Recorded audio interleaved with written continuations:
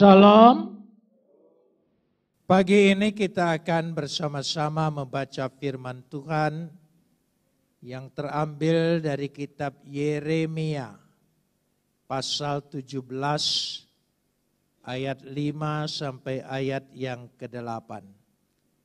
Yeremia pasal 17 ayat 5 sampai ayat yang ke-8. Kita akan membacanya saling sahut bersahutan. Saya akan awali ayat 5, jemaat menjawab ayat 6, dan seterusnya sampai ayat 8 saja. Beginilah firman Tuhan, terkutuklah orang yang mengandalkan manusia, yang mengandalkan kekuatannya sendiri, dan yang hatinya menjauh daripada Tuhan. Ayat 6.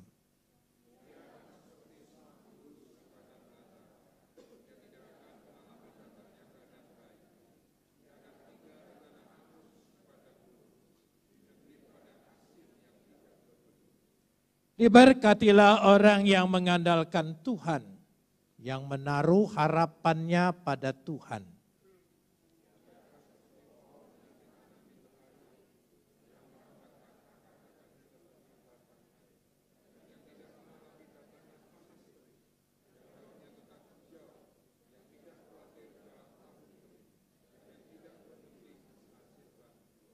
Mari kita sambut firman Tuhan.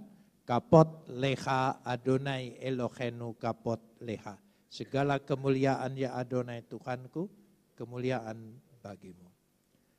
Saudara yang dikasihi Tuhan, kita perlu tahu latar belakang daripada ayat ini. Yaitu ketika Yehuda diapit oleh dua kerajaan besar, Mesir dan Asyur. Dan kekuatan Asyur di utara dan kekuatan Mesir di selatan. Tetapi pengaruh Mesir begitu kuat sehingga sampai mempengaruhi di daerah selatan. Yehuda yang dipimpin oleh Raja Sedekia banyak menerima masukan dari kelompok-kelompok pejabat-pejabat yang besar. Bahwa kita untuk mengatasi solusi kita dari dua kekuatan besar ini, kita harus bergantung kepada Mesir. Itu yang dipikir oleh mereka. Kalkulasi politik yang diperhitungkan karena melihat kenyataan dengan dua kekuatan ini. Yeremia menegur. Yaitu dikatakan dalam pasal 17 ayat 1 sampai 4. Kalau nanti saudara pulang, saudara bisa baca. Ya, Yeremia 17 ayat 1 dan 4 dan banyak ayat yang lain. Jangan andalkan semua. Baik Mesir maupun Asyur. Andalkan Tuhan. Kita adalah umat Tuhan. Jangan andalkan kekuatan yang ada di dunia ini. Tapi nasihat orang para pembesar yang ada di Sedekia dan Sedekia condong dengan nasihat itu, oh tidak bisa. Kita diberi akal. Kita diberikan perhitungan. Kita harus hitung-hitung. Dan mereka berpikir seperti itu. Yeremia menasihatkan lagi, jangan. Tetapi mereka tetap tidak bisa menerima itu. Saudara. Lalu secara tersirat Tuhan menyatakan begini. Ada satu kerajaan kecil yang tidak dihitung orang waktu itu. Tidak masuk hitungan. Baik oleh Mesir maupun oleh Asyur termasuk oleh Yehuda. Yaitu Babel. Kerajaan yang kecil.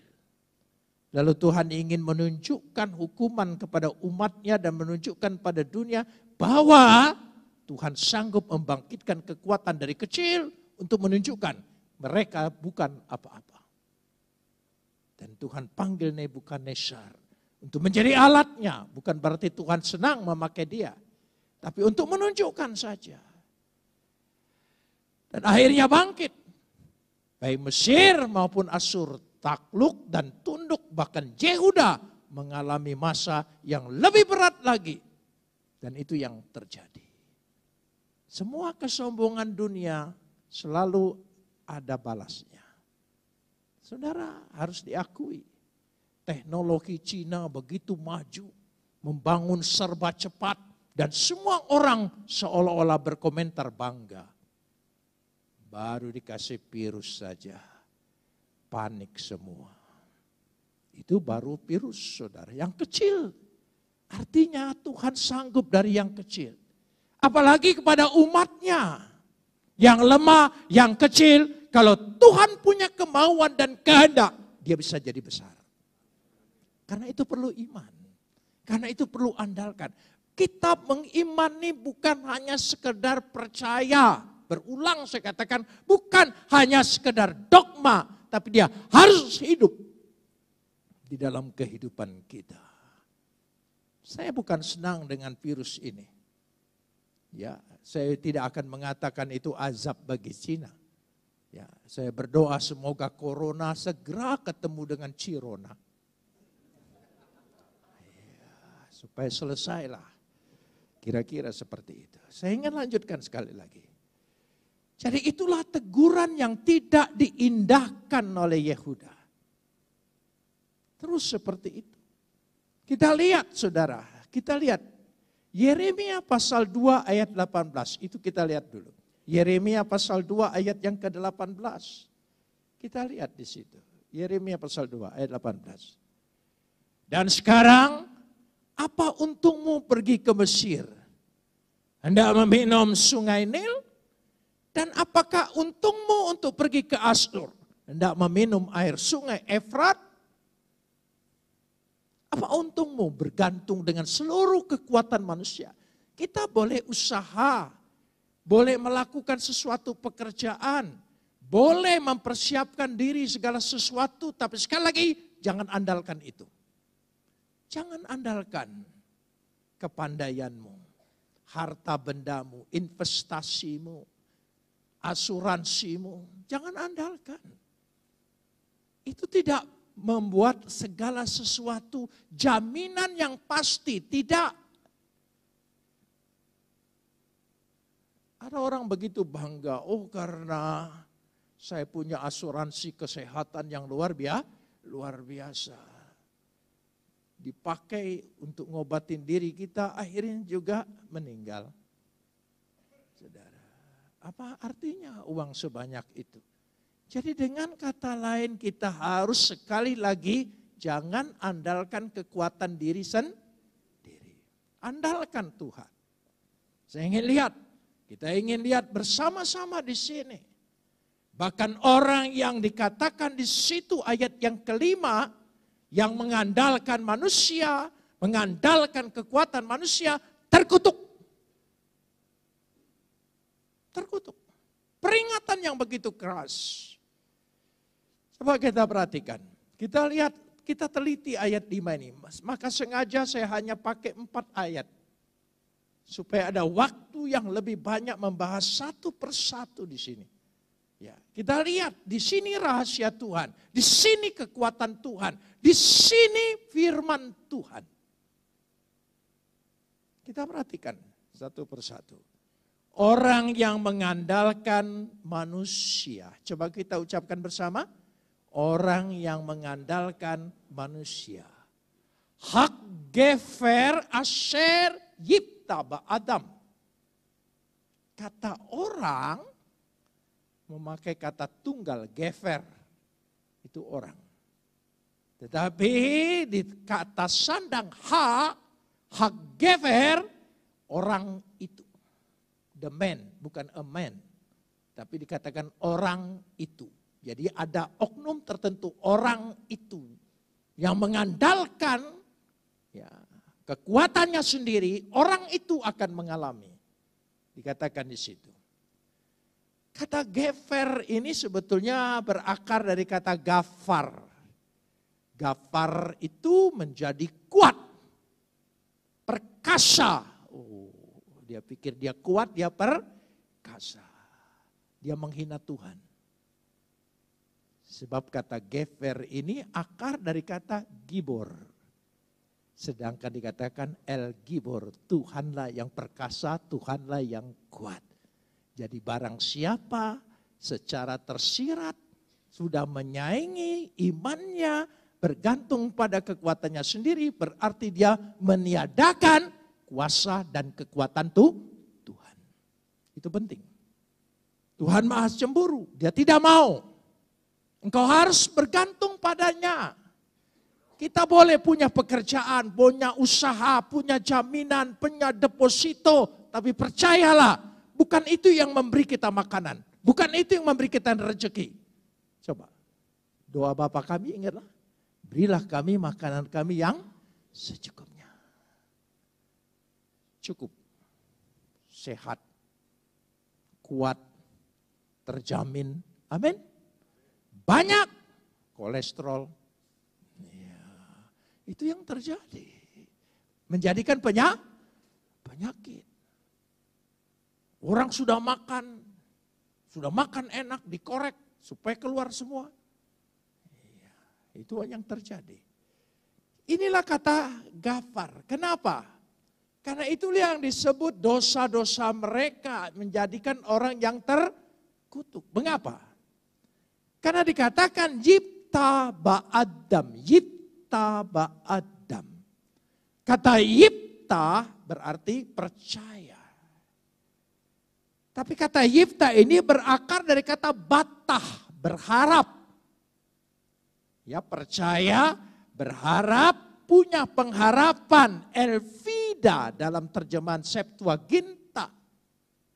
Artinya percaya, berharap pada kekuatannya sendiri.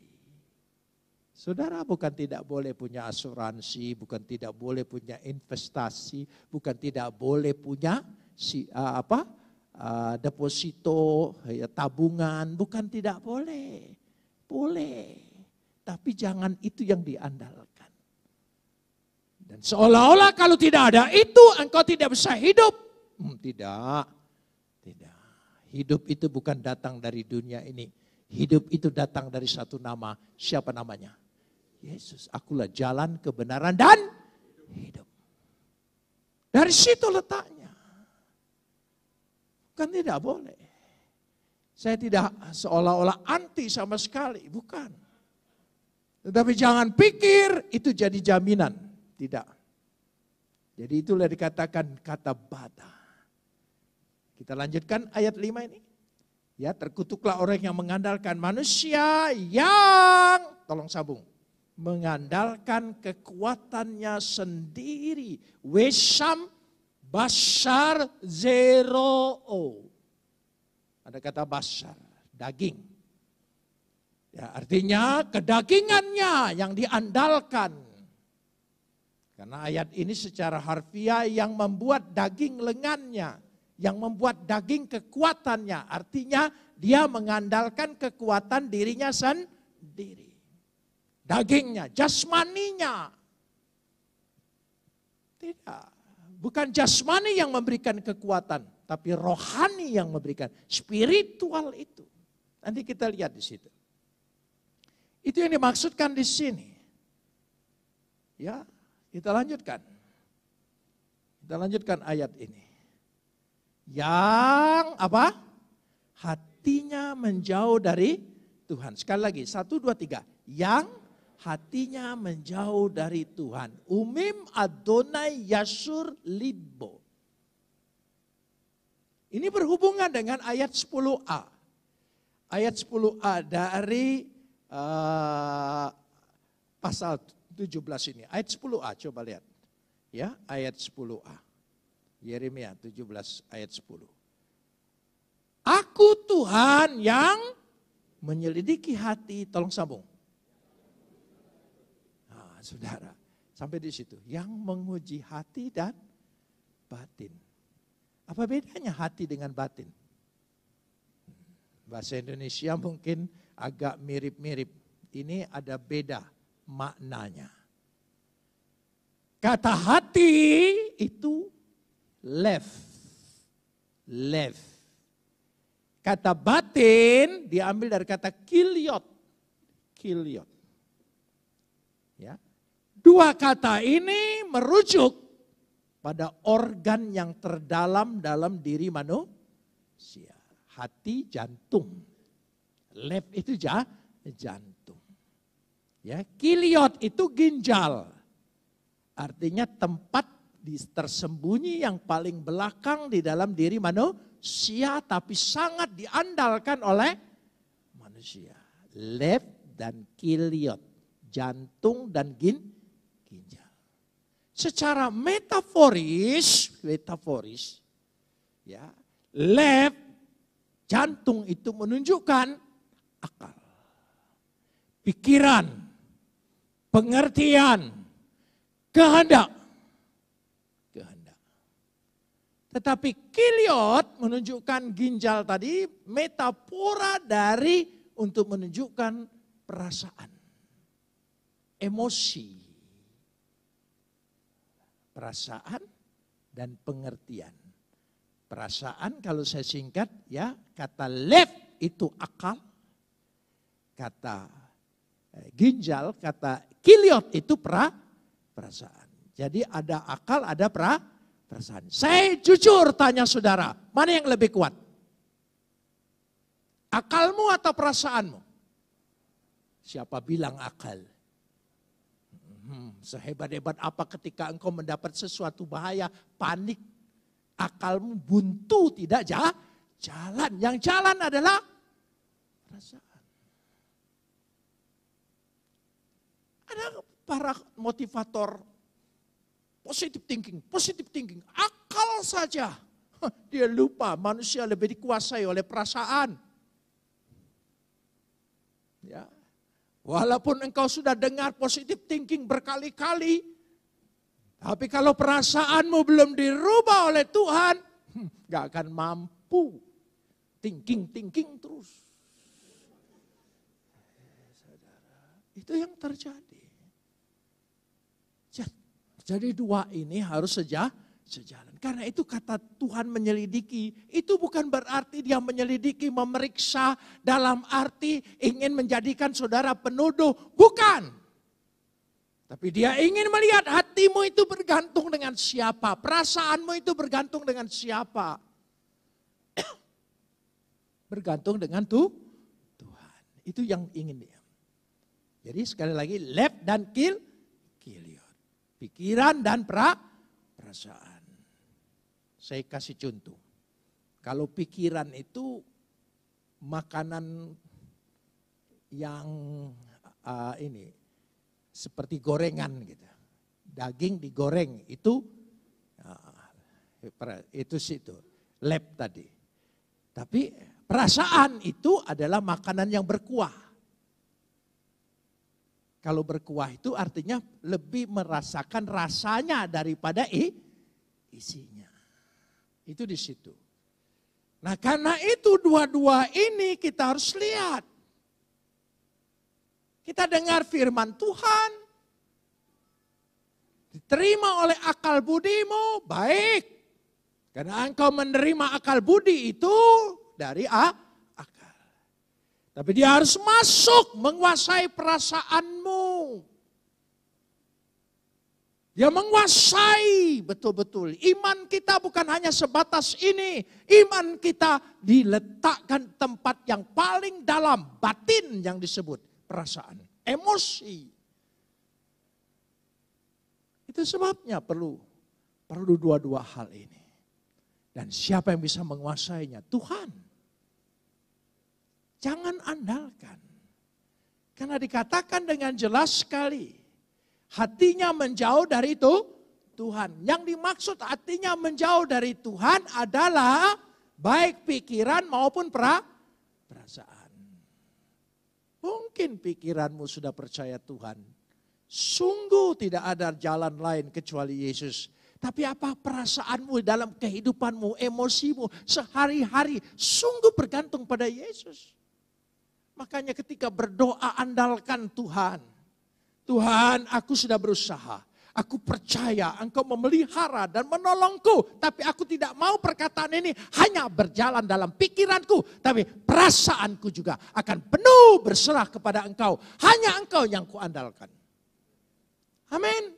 Ini kalau perasaan kita dikuasai oleh Roh Kudus, saya percaya kekuatan itu datang daripadanya.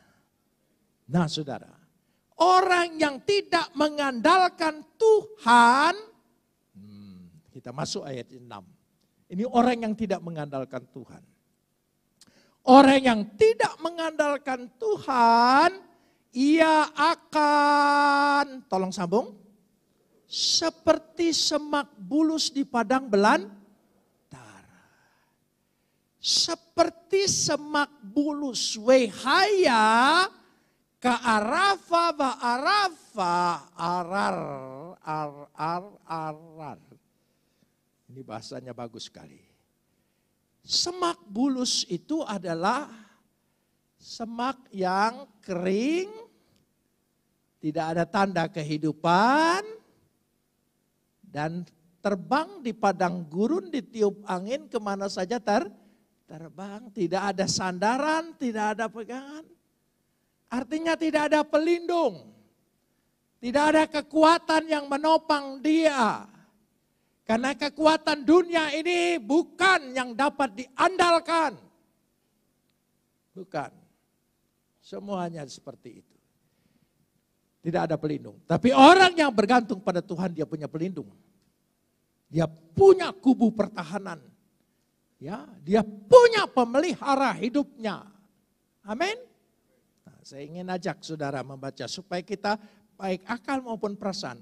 Karena itu sekali lagi, ketika mendengar firman Tuhan, jangan hanya menguasai akalmu, tapi juga menguasai seluruh perasaan. Aku sungguh-sungguh merasakan Tuhan hadir dalam hidupku. Aku merasakan sungguh-sungguh kuasa Tuhan itu ada. Ketika engkau melihat roti, ya percaya dengan iman itu adalah tubuh. Dan anggur ini kita percaya dengan iman adalah darah. Tapi perasaanmu juga katakan, dia masuk dalam diriku. Aku menyatu kepada dia. Aku percaya Yesus ada dalam diriku. Amin. Doa jangan ngambang dengan akal saja. Doa juga harus dengan apa? Perasaan. Kalau perasaan itu roh menggerakkan hatimu dan sungguh-sungguh meluap, mau emosi, mau nangis, mau tercurah, serahkan pada dia. Jangan gengsi dengan Tuhan. Amin saudara. Katakan dengan Tuhan. Itu penting sekali. Itu penting sekali. Jadi tidak usah saudara pikir, kita ini harus rasional, beragama harus rasional, betul. Tapi perasaanmu, jangan lupa, serasional-rasional orang, tetap saja kekuatan yang lebih kuat adalah perasaan. Kenapa engkau jatuh cinta? Akalmu atau perasaanmu? Ayo. Sudah dinasihati oleh orang tua, ini dihitung, ini gini. Perasaanku, ya gundah gulana. Iya, aku tidak bisa tidur membayangkan engkau. Ya saudara, ya, itu seperti itu. Kan seperti itu. Jauh di mata, dekat di hati. Apa itu? Sekarang ada apa itu? Kalau bisa hubungan ngomong, video call. Gitu. Itu tidak jauh di mata lagi kan? Tidak. Ya dekat di mata, dekat di hati, tapi orangnya enggak ada. Sekarang kita andalkan. Kalau kita mengandalkan Tuhan, ya saya kasih contoh itu. Supaya saudara bisa berpikir, kalau engkau tidak mengandalkan Tuhan, pasti sebaliknya. Tolong ingat kata arar ini. Semak, ya bulus. Semak bulus. Tolong ingat. Nanti bedanya orang yang mengandalkan Tuhan jauh sekali. Jauh sekali. Keets. Pohon.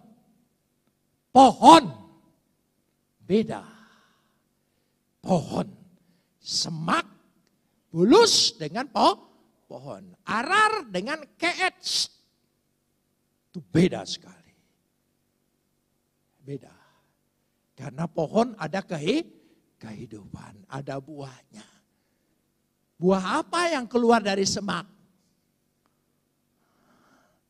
Ya ada, saudara. Ya. Nah, sekarang kita lihat, kalau kita andalkan Tuhan. Saya ingin mengajak dulu, kita lihat Mazmur 31 ayat 3b. Ya, Mazmur 31 ayat 3. Ya, ayat 3. B jadi 3, ayat 4 itu ya. Ya. Sebab engkau bukit batuku. Tolong sambung. Engkau bukit batuku dan pertahananku. Ini pembahasan pada zaman dulu. Seluruh kota berbenteng. Saudara lihat kan film-film kerajaan, kenapa kuat dan kenapa? Karena ada benteng pertahanannya. Dan kita benteng pertahanannya adalah Tuhan. Jelas sekali dikatakan di situ. Kita lihat itu bandingannya. Ya, itu bandingannya. Ya, kita lanjutkan sekarang ini. Mazmur 61 ayat 4. Mazmur 61 ayat yang ke-4. Kita lihat bersama-sama. Tolong ditayangkan lebih lama. Ya. Biarlah aku menumpang di dalam kemahmu untuk selama-lamanya. Biarlah aku berlindung apa? Dalam naungan sayap. Seperti induk elang yang melindungi anak-anaknya. Luar biasa. Jangan nongol dari situ. Ya, nanti kepatuk ular. Ya, kita lihat Amsal 18 ayat 10. Amsal 18 ayat 10. Amsal 18 ayat 10. Ya, Amsal. Nanti kembali lagi ke Mazmur. Nama Tuhan adalah menara yang kuat.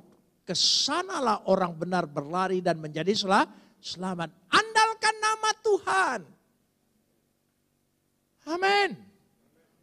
Siapa namanya? Yesus. Dia ada kekuatannya. Ada kekuatannya. Dari situ andalkan sungguh-sungguh. Sekali lagi saya katakan, jangan hanya dengan akalmu, tapi juga dengan seluruh luapan perasaanmu.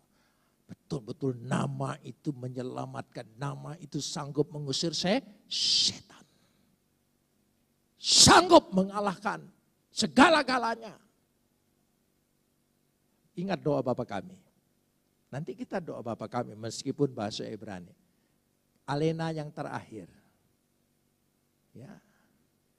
Jauhkan kami dari pencobaan. Satu. Lalu kedua, lepaskanlah kami daripada yang jahat. Terus, perhatikan saudara. Kenapa nyambungnya? Itu bukan kalimat baru. Karena engkaulah yang punya kerajaan dan kuasa. Kita selidiki satu persatu dulu. Apa arti pencobaan? Siapa yang suka membuat pencobaan? Tuhan tidak pernah mencoba loh. Menguji iya, mencoba tidak. Beda itu.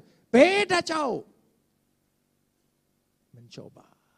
Cobaan datang dalam hidup kita. Masalah, pergumulan, sakit penyakit. Itu siapa yang buat coba? Ya, si iblis. Berserta kerajaannya kan? Dia buat. Dikatakan jauhkanlah kami daripada si jahat. Si jahat itu siapa? Iblis. Harus percaya apa untuk menjauhkan itu semua? Ya, harus percaya kepada kerajaan Tuhan. Kuasa Tuhan melampaui segala-galanya. Meliputi hidupmu, menguasai pikiranmu, menguasai perasaanmu. Adakah engkau mencintai Tuhan sama dengan perasaanmu?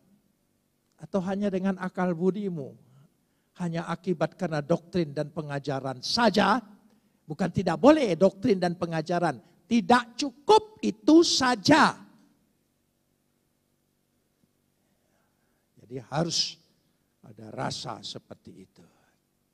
Ya, dikatakan. Kita lanjutkan sekarang Mazmur 46 ayat 8. Mazmur 46 ayat 8. Mazmur 46 ini favorit saya.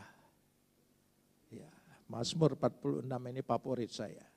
Bahkan 46 ayat 2 itu nanti di kuburan saya tolong ditulis itu. Mazmur itu. Ya, engkaulah. Ya. Pergilah, pandanglah pekerjaan Tuhan. 46 ya, ayat yang ke-8. Ya, 46. Kembali lagi kepada ayat 1 atau ayat 2 kalau tidak salah. Kalau bahasa Inggris ayat 2, kalau Indonesia bahasa ayat 1. 46 ayat 1. Ya. Ya, ayat 2. Tuhan itu, coba ayat yang kedua bukan ayat 3 ini. Ya. Tuhan itu bagi kita tempat perlindungan dan kekuatan. Tolong sambung. Sangat terbukti. Saya tahu persis itu. Dan saya alami itu dalam penjara. Setiap kali ada pengetatan dan rasa, saya yakin betul.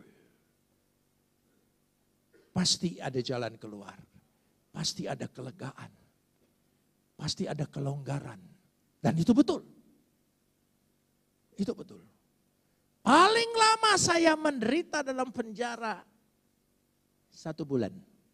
Bulan kedua jadi bos mafia. Memerintah seluruh preman. Waktu di Kalisosok, bulan-bulan pertama, saya bisa saksikan dengan teman saya, tapi tidak usah saya sebut.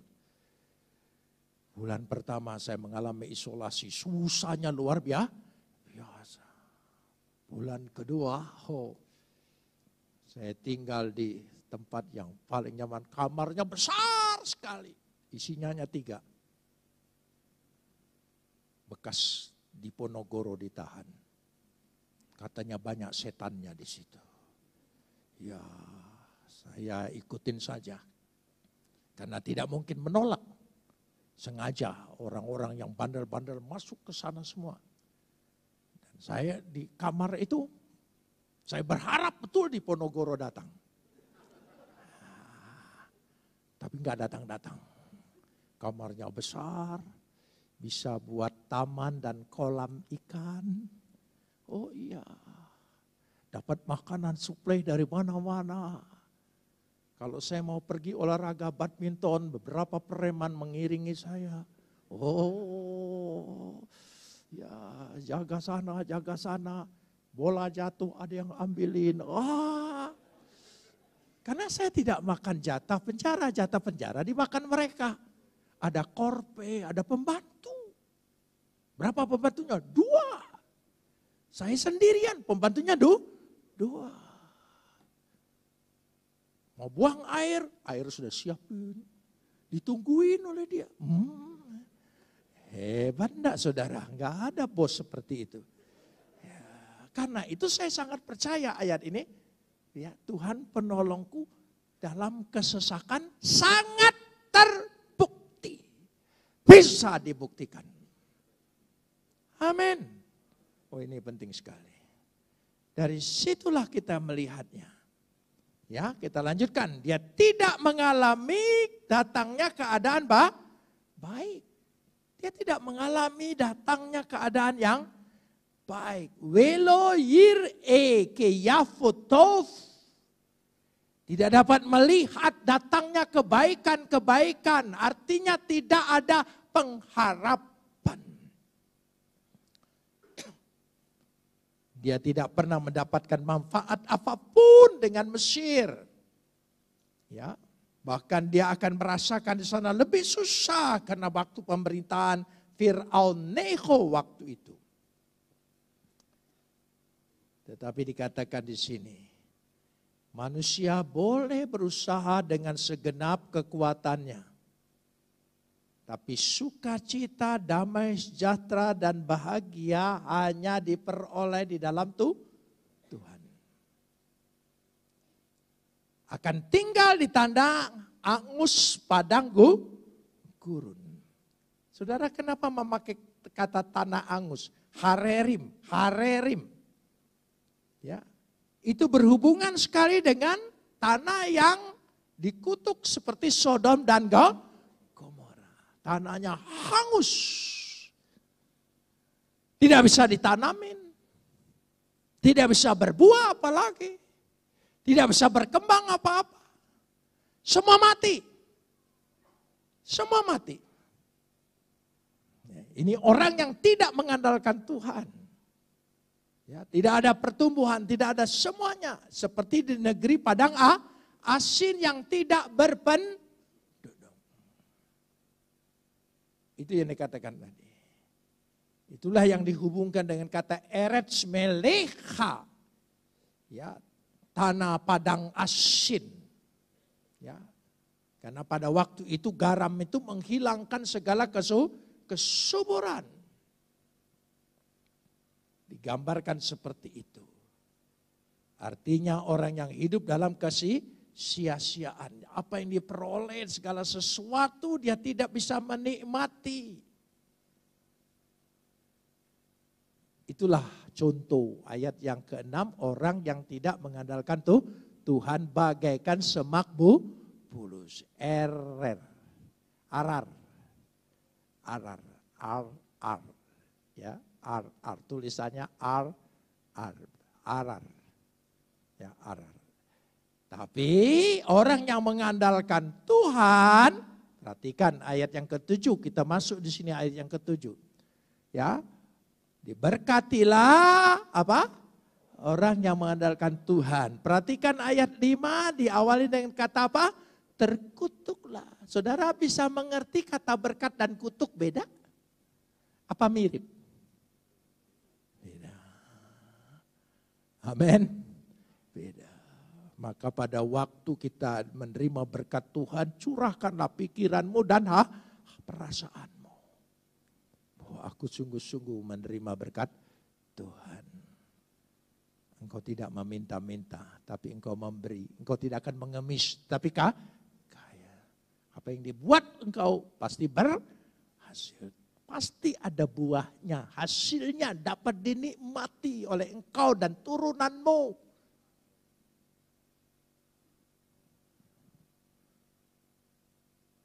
Peribahasa turunan sampai ketujuh. Alkitab berkata, we ador wador, turun temurun gak habis-habis. We ador wador. Kalau tidak andalkan Tuhan, we modar.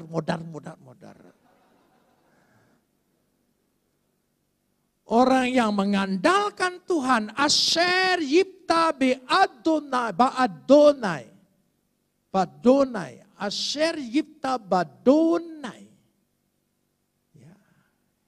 Artinya yang menaruh harapannya pada Tuhan. Perhatikan ayat yang ke-7. Yang menaruh harapannya pada Tuhan. Wehaya Adonal miftahu. Jadi orang yang percaya, orang yang menaruh harapan, dikatakan di sini kata yipta miftahu. Semua berakar dari kata bata. Jadi kata bata, kata percaya itu saudara juga termasuk punya pengharapan. Saudara mengimani?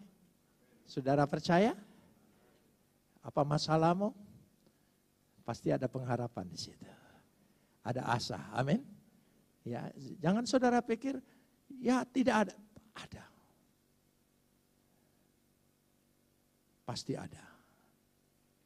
Mari kita imanin seperti itu. Itulah orang yang diberkati Tuhan. Ya. Sehingga dikatakan di situ dengan jelas kalau kata yipta itu adalah kata kerja, miftahu itu adalah kata benda, artinya percaya itu harus dengan tindakan.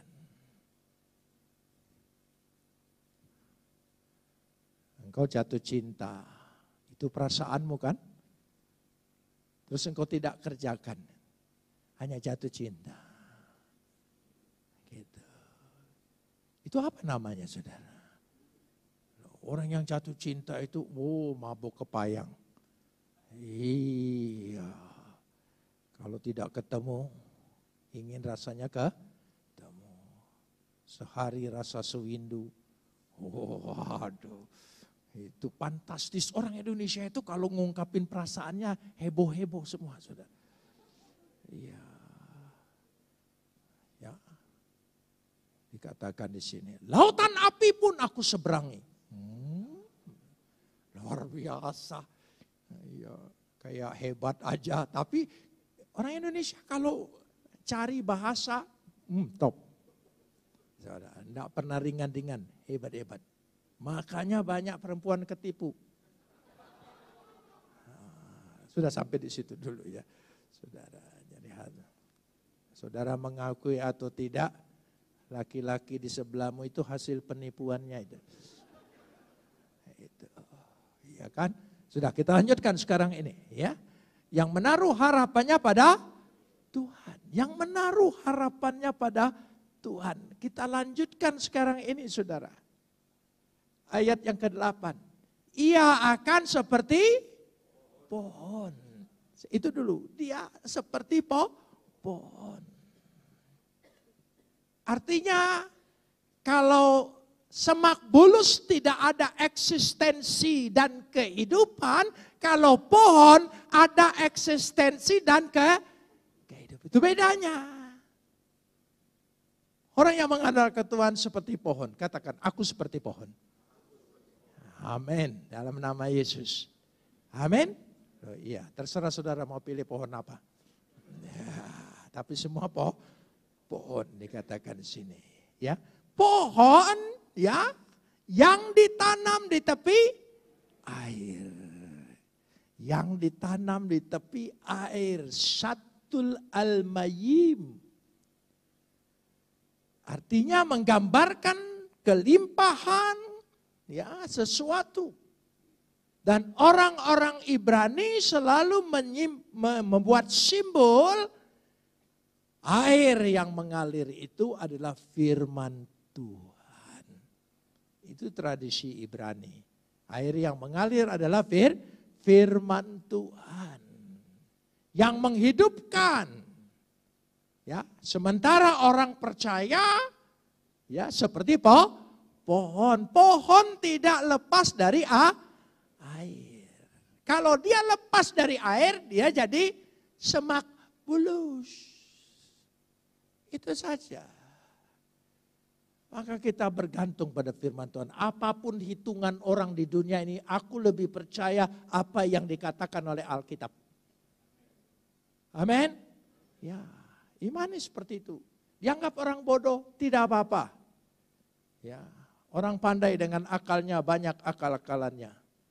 Ya, dikatakan. Jadi dikatakan di situ orang yang ya seperti air, ya. Firman Tuhan. Ya, dikatakan. Lalu yang merambat akar-akarnya ke batang air. Yang merambat batang air. Ya. Yang merambat dikatakan di situ batang air. Ya, merambat di tepi batang air. Ya, sebetulnya ya di situ ada kata sungai, batang air. Oleh lembaga Alkitab itu sungai. Orang Ibrani menyebut air yang mengalir adalah air yang hidup. Secara ritual dipakai baptisan sampai kepada perjanjian baru. Dan air yang mengalir, air yang hidup itu adalah Yesus. Semua kembali pada Yesus. Amin. Pribadi itu yang kita punya harapan, dalam pribadi itu kita punya kehidupan. Dan bukan hanya hidup, tapi punya kehidupan. Amin. Pribadi Yesus. Jangan lepas dari pribadi itu. Amin. Enggak ada pribadi seperti itu yang menyerahkan nyawanya, tubuhnya. Tidak ada. Sepanjang zaman, sepanjang sejarah agama. Tidak ada. Hanya Yesus. Ya, dikatakan di situ. Sehingga dengan demikian dikatakan dengan jelas akar-akarnya ke tepi batang air. Kalau itu maka akibatnya kita lihat sekarang. Ia tidak mengalami datangnya panas terik. Kalau saudara mengalami berarti ada sedikit kesalahan tentang dekat dengan sumber air. Dan daunnya tetap hijau. Tidak kering. Dan tidak khawatir dalam tahun kering. Tidak pernah ada kekeringan. Dan yang tidak pernah berhenti, tolong sambung, menghasilkan buah. Yang tidak pernah berhenti, apa? Menghasilkan buah. Katakan, yang tidak pernah berhenti menghasilkan buah. Aku tak akan berhenti menghasilkan buah. Amin. Saudara selalu berbuah, berbuah, berbuah. Ekonomimu berbuah, pelayananmu berbuah, hidupmu berbuah. Amin. Semua berbuah. Jangan pikir paceklik, jangan pikir sulit. Perasaanmu jangan dikuasai itu, dikuasai oleh firman Tuhan. Kalau perasaanmu mulai terombang-ambing, baca firman Tuhan. Supaya firman Tuhan memenuhi hidupmu dan serahkan kepada Dia. Perasaan kita lega. Amin. Akal pikiran menemukan manusia segala gini, ini penyakit yang paling susah, tidak bisa diobati ini. Jangan serahkan perasaanmu di situ juga. Serahkan perasaanmu pada firman Tuhan. Bagi Tuhan tidak ada yang mustahil. Saudara mengimani itu? Ayo kita serahkan. Kita serahkan itu. Kita imani seperti itu. Itulah arti left dan kill yot. Left dan kill yot. Jantung dan ginjal. Dia menunjukkan itu, tapi itu metaforis. Dari akal sama perasaan. Itu yang dikatakan. Daunnya melambangkan kehidupan yang tidak pernah pudar. Selalu hijau. Amin. Saudara mengimani ayat ini? Ya, banyak yang membuat kita khawatir di tengah dunia ini. Tapi sekali lagi, andalkan Tuhan. Amin. Jangan andalkan kekuatan kita sendiri. Boleh usaha, sudah saya katakan ulang-ulang.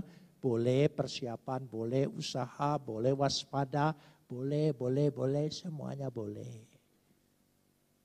Ya, jangan saudara pikir masker yang paling hebat pun bisa menghindarkan diri. Virus itu lebih pintar dari masker. Kalau melihat khawatirnya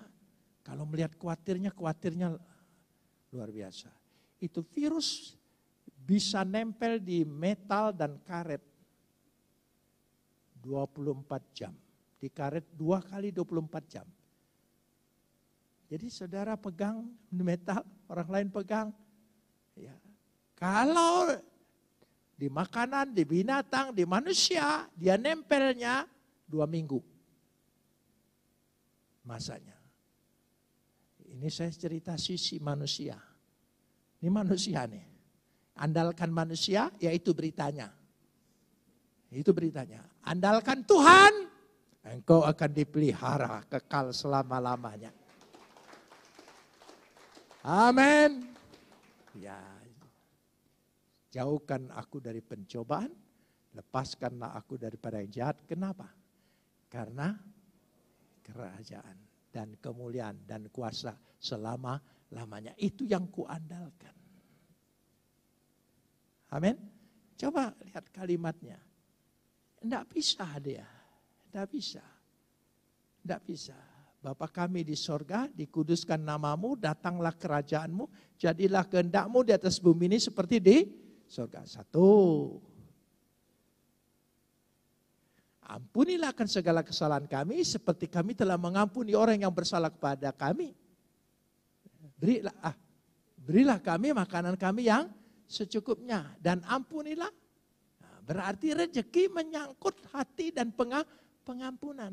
Kalau rezekimu seret itu karena engkau masih punya kecil hati. Ya. Iri hati. Punya sakit hati. Bebaskan itu menjadi penghalang bagi rezekimu. Itu coba perhatikan, 3 alinea dari doa Bapa kami berkaitan tidak pernah lepas semuanya. Pelajari nanti. Dan itu hidup. Jadi dari situlah kita beroleh kehidupan. Mari kita masuk pada perjamuan kudus. Terimalah ini. Coba ungkapkan kiliot perasaanmu, emosimu. Kau sungguh-sungguh sadar yang kau pegang ini adalah tubuh Kristus. Yang kau minum di cawan ini, jangan lihat akalmu karena itu cawan. Ya, anggurnya hanya sedikit, tapi imani ini darah Yesus. Kalau dia darah yang kudus, darah surgawi mentransfusi kita lama-lama terus begitu banyak. Kita ahli waris surga. Kita pasti kembali ke surga. Mari kita berdoa.